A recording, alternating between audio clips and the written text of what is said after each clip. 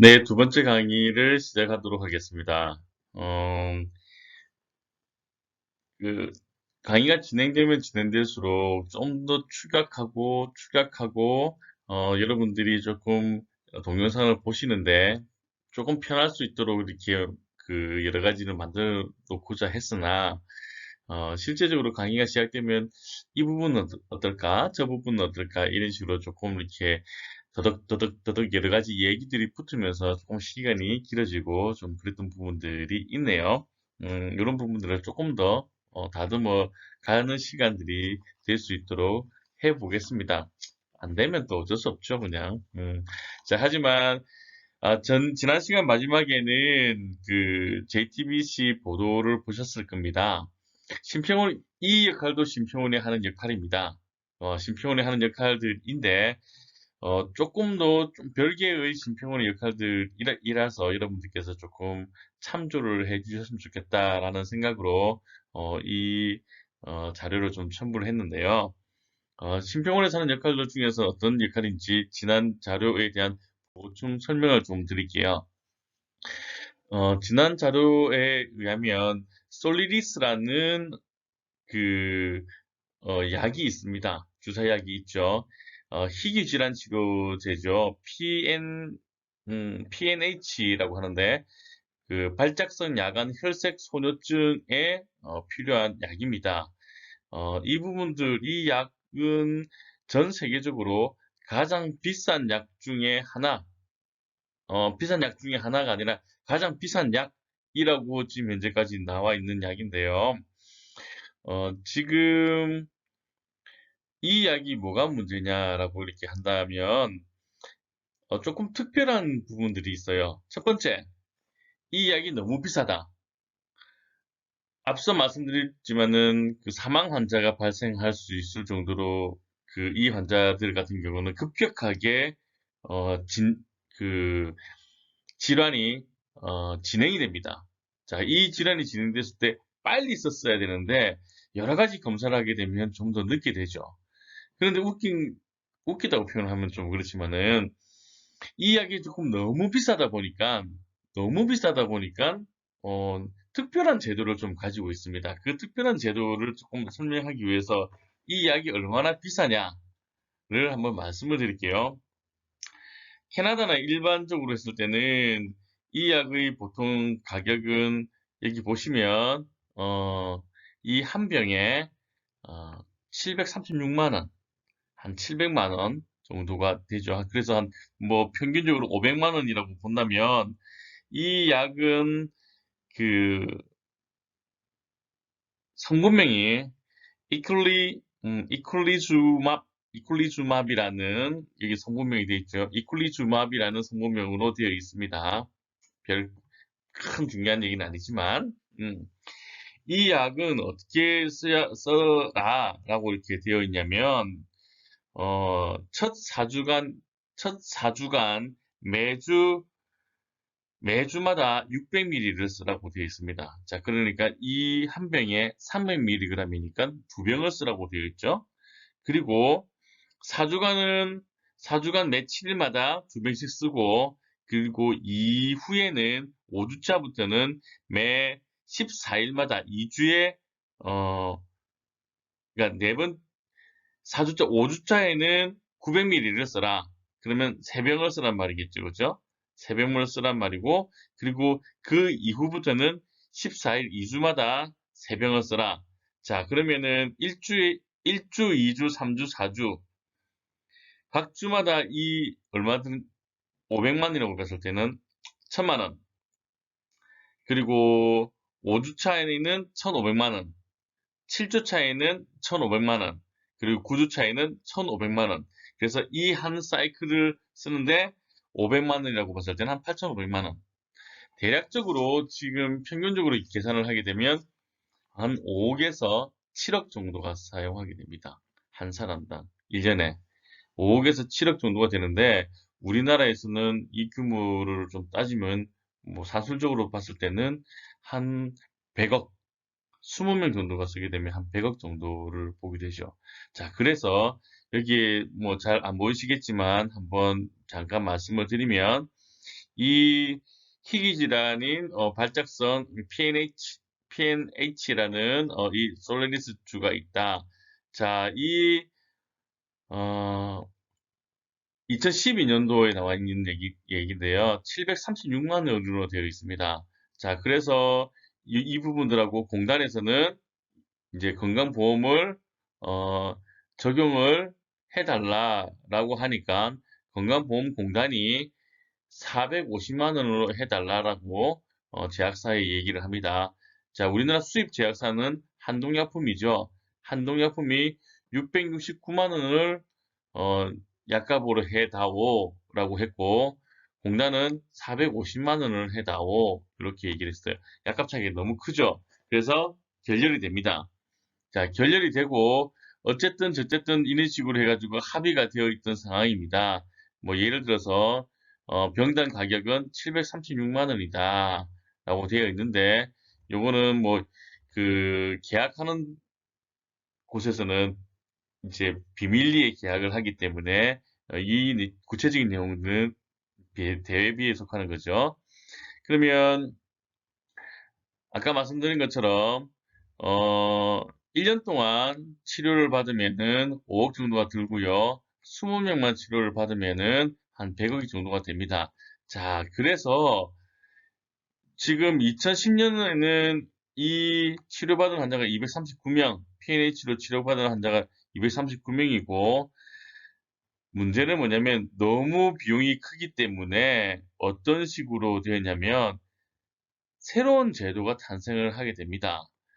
자, 먼저 약을 사용하겠다고 신청을 하면 건강보험심사평가원에 구성된 심의위원회에서 투약 적정성을 허가한 뒤 그 여부를 결정하는 방식입니다. 지금 아까 말씀드린 것처럼 지금 여기서도 지금 얘기를 하고 있지만 이 약은 환자 투약 전에 사전 심의를 통해서 급여 대상 여부를 결정을 합니다. 자, 지금 8건은 불승인됐다고 하는데 이 8건에 이제 사망 환자들이 생기는 거죠. 그 약을 사용하는 데 대해서 100%다 의사가 사용을 할 수는 없습니다. 왜냐하면 이런 제도가 있기 때문이죠.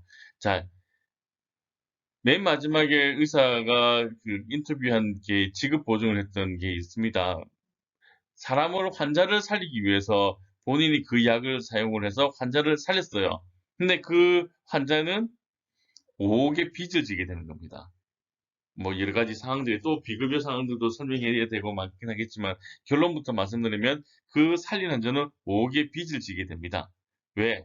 자, 이런 이유 때문에 건강보험 심사평가원에서 심사 기준에 어긋난다라고 이렇게 거절을 하게 되는 거죠. 자, 그래서 심평원의 뭐 양적인 그 업무도 있지만, 이런 관료직인 업무, 그 말단에 얘기했던 내용이 있습니다. 장관님이 결정하신 높은 허들을 우리가 잘못됐다라고 얘기를 할 수는 없다라고 얘기를 합니다. 지극히 공무원적이고, 지극히 관료주의적인 발언이라고 저는 생각을 합니다. 사람의 생명을 다루는 일에서는 그런 부분들은 제약은 없어야 되겠죠. 자, 여러분들께서는 어느 조직에 계시든지 그런 자신감과 용기를 가지시고 아닌 건 아니다라고 하실 수 있는 그런 용기가 있었으면 좋겠는데 그 용기를 가지기 전까지는 여러분들이 부단히 많은 노력을 하셔야 됩니다. 그 조직 안에서든 그리고 전체 기관 안에서든 당신의 역할이 분명하게 있으셔야 되고 거기서 월등하게 잘 해주셔야지 그런 영향력을 행사할 수가 있죠. 안타까운 현실입니다만 지금은 이 내용으로 이제 심평원에서도 이런 역할을 한다. 자, 그러면 아까 말씀드렸지만 심평원에서 요양급여 심사 업무를 하는데 그런 업무를 하게 되고 또 하나는 심사 청구서. 자, 요양기관에서 심사 청구서 명세서를 수정 보완 요청을 해라라고 이제 업무를 하기도 합니다. 그리고 요양급여 비용의 심사 방법에 대해서도 얘기를 해주기도 하고요. 그리고 방금 말씀드린 대로 심사제도 운영위원회, 자, 이쪽에서는 자, 이대로 우리가 좋을 것인가 하고 심사 발전 계획을 수립을 하게 됩니다. 물론 이 내용들이 충분히 발의가 된다면 또 완화되는 상황들이 생길 수는 있겠죠. 그리고 심사 관련 자료 제출을 이제 요청을 하게 됩니다. 요양기관에 요청을 하게 됩니다. 자, 조금 이상하다 싶으면, 조금 많다 싶으면 이 자료를 요청하게 되죠. 그리고 자, 여기서부터는 요양 심평원의 기능 중에 가장 큰 기능이 뭐냐면 일반 요양기관에 실제로 나와서 현지조사를 하는 상황입니다. 이 현지조사는 형사고발이 들어갈 수도 있고요. 그리고 행정처분이 들어갈 수도 있습니다. 뭐 자격정지라든지, 뭐 업무정지라든지, 뭐 이런 행정처분까지 들어가 있는 부분들이라서 막강한 힘을 가지게 되죠. 현재로서는 우리나라의 전 요양, 전 의원 병원들이 한 곳에 이 부분들 여기에만 심사를 할 수밖에 없는 상황이라서 좀 막강한 힘이 있습니다. 그리고 그 내역을 방금 말씀드린 것처럼 현지 확인을 합니다. 그리고 요양급여 비용에 대해서 심평을 해서 진료 사실을 확인을 합니다. 뭐 가입자한테 전화를 하거나 피부양자한테 전화를 하거나 자 전화를 합니다. 이거 이렇게 진료받은 거 맞습니까? 라고 진료를 하기도 하고요. 그 두 사람 연락이 안 되면 바로 국민건강보험공단에다가 자료 요청을 하게 됩니다. 그리고 심평원에서는 그 심사 결과를 아까 보시다시피 통보를 해주죠. 어디다가? 요양기관하고 공단에다가 통보를 해줍니다. 그리고 그 심사 결과를 가지고 활용을 해요. 그리고 정보통신망에 대해서 통보를 또 하고요. 그리고 심사 결과에 대해서 이의 신청을 받아들이기도 합니다. 자, 이런 부분들이 심평원에서 하는 역할들이죠. 자, 진료비 청구 흐름도를 보면, 자, 병원에서는 청구 집계를 하죠. 자, 한 달 동안 청구 집계를 하고, 청구 파일을 이제 생성을 하게 되고, 그리고 이 청구를 어디로 보내냐면, 심평원으로 보냅니다. 심평원으로 보내면, 심평원에서는 청구 확인을 하고요. 그리고 이제 접수 및 심사를 시작을 합니다. 결과 통보 같은 경우는 어떻게 하냐면, 이 결과 통보는 심평원에서 그 통보 파일 생성을 하고 심사가 다 끝났으면 통보 파일을 통해서 결과를 보내주게 됩니다. 이 요양기관에 심평원에서는 자, 이런 부분들 통보서가 있어요. 다음에 보면 제가 또 통보서를 구해서 여러분들께 이런 내용으로 통보를 한다를 또 알려드리도록 하겠습니다. 자, 심사평가의 심사 절차는 여러 가지가 있어요. 자, 요양기관에서 청구를 합니다. 자, 청구를 합니다. 청구를 시작했죠. 자, 그러면 전산 점검을 하고, 얘기를 들어서, 상비용 심사라든지, 그리고 지금 솔리디스 같은 경우는 전문가 점검이라든지, 뭐 이렇게 점검을 합니다. 그리고 전문 심사가 이렇게 들어오죠. 기간 정보 분석을 하고, 이 기간에는 어떠하다. 뭐, 진료 규모는 보통 어떤 규모인데, 갑자기 뭐 이렇게 늘었다든지 그런 부분들을 좀 확인하는 작업을 하죠. 자, 그리고 그 부분들을 결과를 공단하고 요양기관에 보내게 된다. 그리고 뭐 진료 내기는 명세서나 뭐 재점검을 시작을 하게 된다. 자, 그리고 그 전문 심사 단계에서는 요양급여 기준이 맞느냐, 그리고 전문 의학적 판단에 의해서 이제 그 2차 심사도 하고요. 심사 기준을 설정을 해서 3차 심사까지도 한다. 심사평가에서는 이렇게 다각도로 심사를 하고 있다. 자, 그 이외에 심사평가에서는 또 무슨 일을 하느냐라고 하면, 이건 글자가 많아요. 이제 이걸로 평가를 하겠습니다. 자, 응급 환자가 왔습니다. 응급 환자가 어디로 옵니까? 자, 응급 환자가 의료기관에 오게 되죠. 자, 의료기관에 오게 됩니다. 그러면 의료기관에서는 응급 환자에서 응급 의료를 제공을 합니다. 제공을 하죠.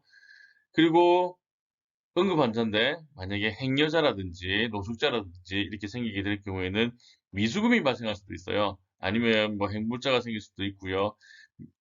갑자기 경제적으로 안 되는 사람이 있을 수도 있어요. 김사부나 이런 쪽에 보면은 응급 환자한테 돈이 있습니까? 라고 이렇게 물어보진 않죠.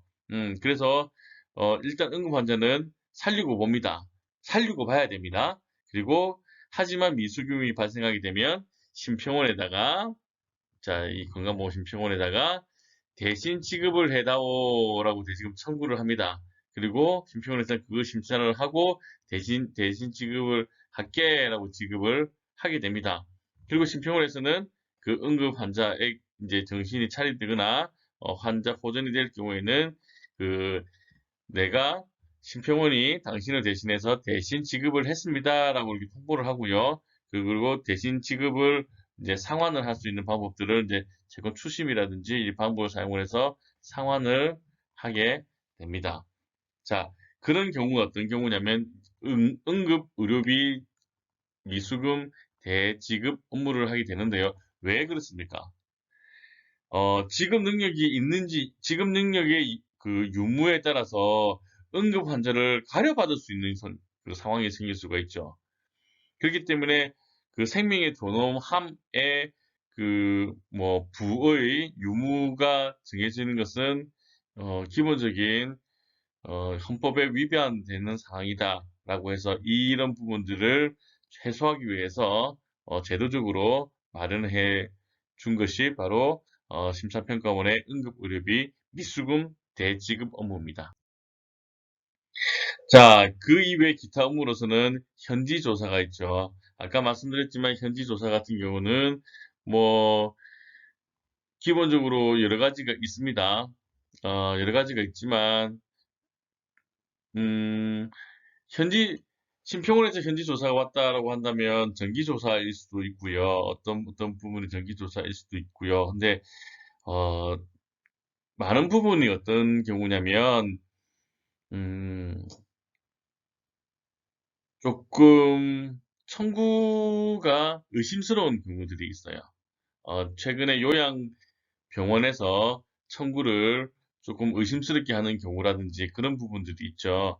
예, 그런 경우에서는 심평원에서 계속 그 데이터를 수집을 합니다. 그래서 그런 이상인 징후가 나타나게 되면 그 전에 조금 이런 부분들을 개선해 달라고 이렇게 얘기를 해줍니다.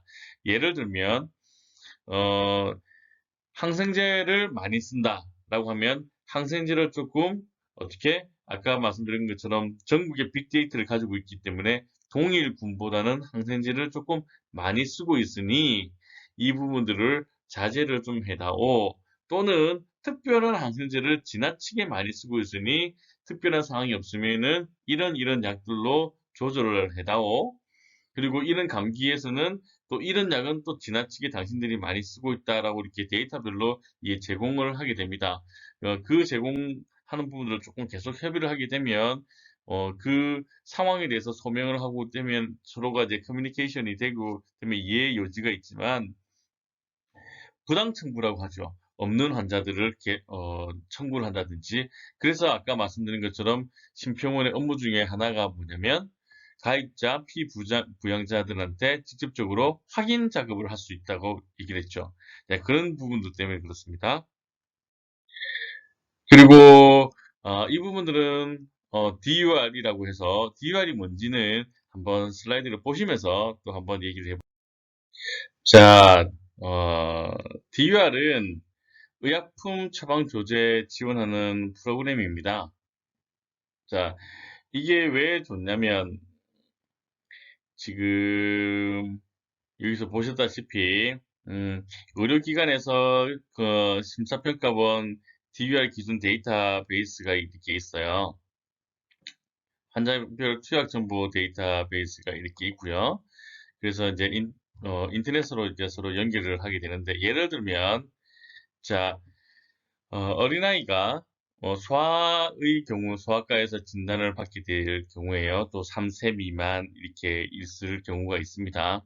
어떤 A라는 약이 있어요. 어떤 A라는 약이 어, 이 소아에게 의사의 판단에 따라서 처방을 해야 되는 경우들이 있을 수도 있습니다. 그때 애매한 부분들이 있어요. 그러면 그때 DUR 프로그램에서 이미 색깔을 다르게 빨간색이라든지 뭐 처방 금기약이라든지 표시가 나오게 됩니다. 이 소아는 3세 미만이기 때문에 이 약은 아니다라고 이렇게 표시가 나오는 경우가 있고요.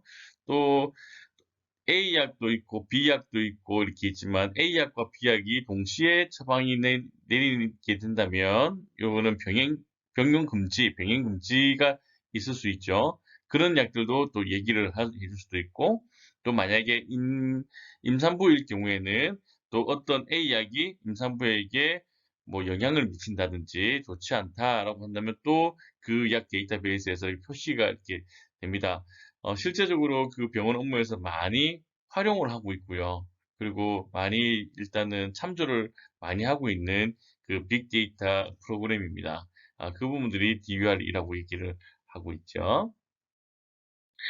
자, 그리고 마지막으로 진료비 확인 제도가 있습니다. 그 우리가 아까 심평원에서 이렇게 배운 그 여러 가지 업무들 중에도 어떤 내용이 들어있냐면 그 환자 본인이 심평원의 진료비가 맞는지 안 맞는지 확인하는 게 있어요. 자, 어떤 내용들이냐면 진료비 확인 제도는 의료 소비자의 권리를 보호하기 위해서 진료비 영수증자 환자가 전액 본인 부담한 비용과 비급여를 부담한 비용이 타당하지 않은지를 요청에 의해서 이렇게 확인하는 제도입니다. 가령 예를 들어서 병원에서 이러한 부분들을 받았는데, 나는 이런 얘기를 한 적이 없는데 병원에서는 좀 과다하게 청구를 한 것 같다. 라고 하게 되면 그 부분들을 심평원에서 확인을 받게 됩니다. 그럼 심평원에서는 병원에 이러이러한 사람이 이러이러한 어, 그 의뢰를 해왔는데 이 사람에 대한 자료를 다 보내다오. 그럼 그 자료를 전체적으로 보통 청구할 때 보내주는 것이 아니라 그 사람 그 개인 자료만 싹 보내줍니다. 그러면 그 개인 자료를 싹 다시 재검토하고 이 부분은 맞고 이 부분은 틀리다라고 이렇게 공단이 아닌 개인 그리고 그 요양기관에 확인을 해주게 되고 돈을 진료비를 돌려주어라 아니면 뭐 안 돌려줘도 된다는 것을 해주는 그 제도죠. 그거를 심평원에서 하고 있다. 이렇게 알아주시면 될 것 같습니다. 이번 기간에는 지금 우리 건강보험 이 제도에서 가장 핵심적인 중요한 기관인 건강보험공단과 그리고 건강보험심사평가원에 대해서 알아보았습니다. 조금 이 심사평가원에 대한 부분들은 여러분들께서도 현장에서 되게 많이 접해볼 수 있는 내용들이고 확인해 볼 수 있는 내용들이었기 때문에 조금 시간을 할애를 했고요. 다양한 각도로 바라보는 시각이 되었으면 좋겠습니다. 이번 시간 여기서 마치도록 하겠습니다. 감사합니다. 끝.